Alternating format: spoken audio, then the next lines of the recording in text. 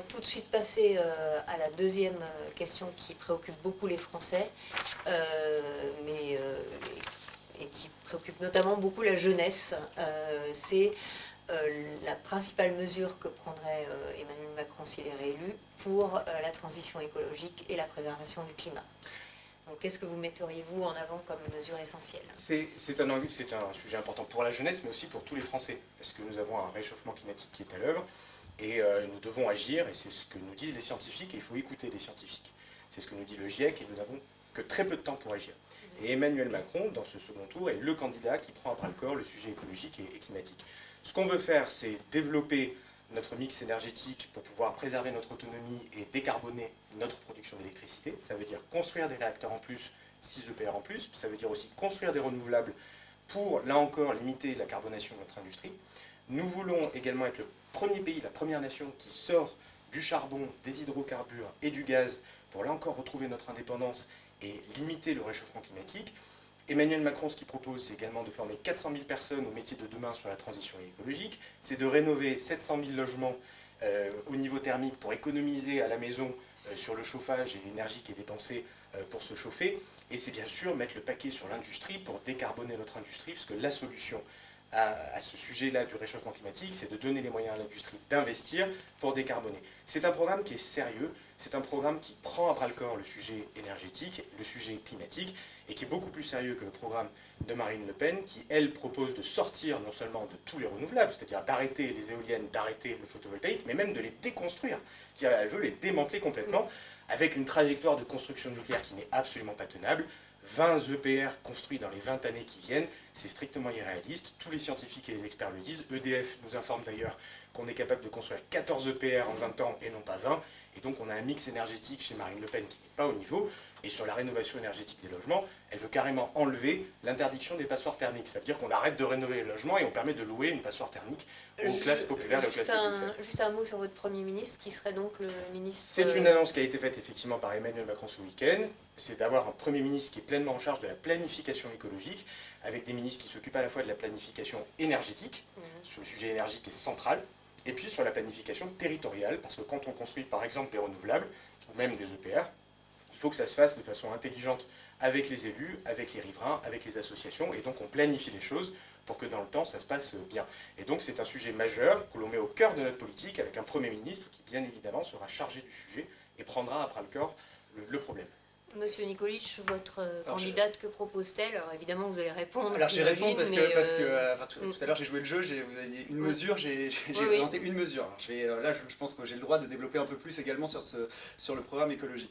D'abord, ce qu'il faut savoir, c'est que 50% des émissions de gaz à effet de serre, l'écologie c'est très complet, mais si on parle des émissions de gaz à effet de serre, 50% sont dues aux importations. Or, il n'y a eu aucun travail de fait pour relocaliser justement notre industrie, en modernisant notre appareil industriel, pour avoir un vrai plan justement. 2 fois plus de sites. Je vous ai absolument pas interrompu, M. Gasparian. Quand vous avez dit n'importe quoi. Vous avez dit n'importe quoi tout à l'heure. Arrêtez, sinon je ne peux pas parler, M. Gasparian, je vous respecte, respectez un petit peu. Des choses qui sont factuelles. C'est le cas. Combien de relocalisations ces 5 dernières années? Combien de créations industrielles? Combien d'emplois industriels? Mais la part de notre industrie dans le PIB continue de baisser. Qu'est-ce que vous racontez? Aujourd'hui, on recrée des emplois. Mais ça continue de baisser, M. C'est Gasparian. 2 fois plus de sites que ce qu'on en fait. Attendez, on sort... Donnez les chiffres. Très bien, moi je parle de modernisation de l'appareil industriel. On a 2 fois moins de robots par unité industrielle que les Allemands, et au niveau de la Slovénie. C'est ça le bilan d'Emmanuel Macron. Vérifiez. Alors on change complètement de sujet, sauf que je vais plus du tout dans l'industrie. Non, mais sauf que je vais compléter bien sûr sur l'écologie, mais si M. Gasparian ne m'interrompait pas pour dire n'importe quoi, peut-être que je pourrais développer sur l'écologie.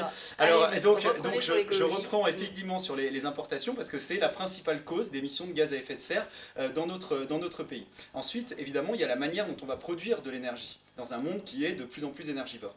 Et oui, le mix énergétique français, nucléaire, hydraulique, lequel vous avez remis en cause sur le dernier mandat, ça nous permettait d'avoir la production électrique qui émet le moins de gaz à effet de serre en Europe, la moins chère également, ce qui est un des seuls avantages de nos entreprises, mais en diminuant la part de nucléaire justement, et en passant sur plus de renouvelables, c'est ce qui a fait que l'électricité a augmenté de 50% en 10 ans, et c'est ce qui a pénalisé nos entreprises par exemple, c'est ce qui pénalise les citoyens qui voient leur pouvoir d'achat diminuer à cause de ça. Mais si on reste sur l'écologie, effectivement, on le voit l'exemple allemand, parce que supprimer le nucléaire, jusqu'au boutisme allemand, ça entraîne 10 fois plus de gaz à effet de serre que la France, à cause du charbon, à cause d'une dépendance au gaz, parce que quand vous avez une énergie inconstante qui fonctionne pas encore assez bien, on s'est pas levé un matin en disant on est contre les éoliennes, c'est qu'aujourd'hui ça marche pas et ça coûte trop cher, et donc ça nous rend dépendants d'autres énergies. Si vous voulez être dépendant au gaz russe ou dépendant au charbon, comme c'est le cas, puisqu'il y a 2 mines de charbon, il y a deux mines de charbon qui viennent de réouvrir,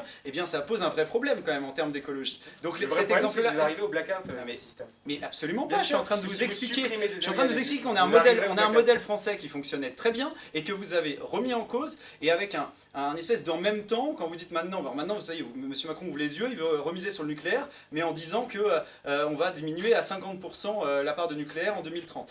Donc, expert, monsieur. Mais si en maintenant nos réacteurs et mais bien sûr que si, en construisant 20 nouveaux EPR, et je vous le confirme. Non mais on a des spécialistes énergétiques qui le confirment effectivement. Non. Est-ce que EDF le dit? Non. Est-ce qu'il y a un seul EDF le dit, bien sûr que si. Non, EDF c'est 14 centrales en 20 ans, le maximum du maximum, monsieur Nikolic. Exactement. Non mais monsieur Kasparian, on a pris énormément de retard à cause de vous sur ce point-là. Vous avez un modèle qui ne fonctionne pas. Mais notre modèle, c'est votre modèle qui a échoué. Mais on émet plus de gaz à effet de serre, expliquez-moi pourquoi, monsieur Kasparian. Aujourd'hui, on a baissé nos émissions. Mais non, on a baissé en 2020 et 2021 à cause de la Covid. Arrêtez de dire n'importe quoi, monsieur Kasparian, parce qu'on a limité les importations. Renseignez-vous sur le sujet. Regardez systématiquement, ça augmente avant et après.